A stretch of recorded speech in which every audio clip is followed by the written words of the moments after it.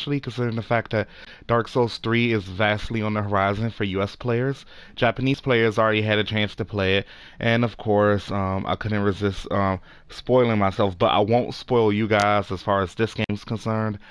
With Dark Souls 2 Scholar of the First Sin, I picked it up personally because I've platinum every other game in the series: Demon Souls, Dark Souls 2 Normal, Bloodborne, and then, finally Dark Souls 2 Scholar of the First Sin on PS4. I was a bit, upset about the fact that they re-released this title considering I already platinum Dark Souls 2, but with Dark Souls 2 Scholar of the First Sin, the first thing I have to say about the title, the graphics are beautiful. They are just immensely better than the PS3 version in my eyes.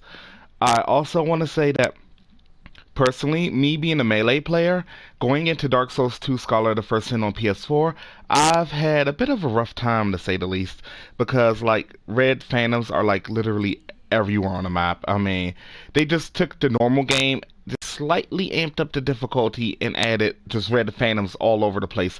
They took a couple of NPCs and just tossed them in different locations. But all in all, I personally thought the game was good.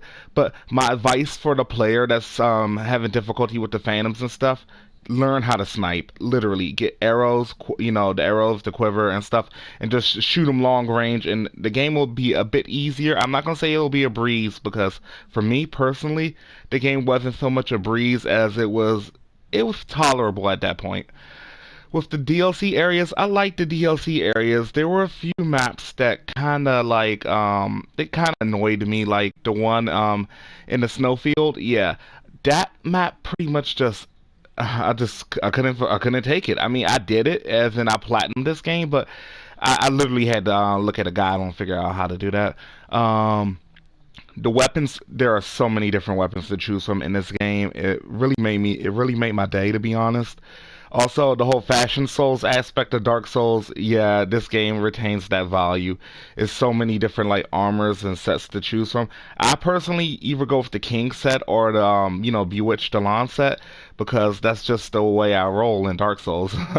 Let's see. Other than that, I finally like the fact that the game has, it's two different endings you can choose from in Dark Souls 2 Scholar of the First Sin.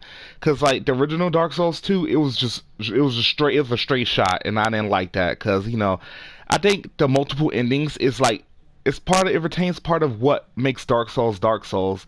I mean, personally, for me being a hardcore fan and a diehard of this series, like I was just elated to find out that they did something different. Plus, they added an extra final boss you can fight. I mean, I don't want to get too much into that because that's technically spoiler territory. But yeah, aside from that, I will say one thing about the game.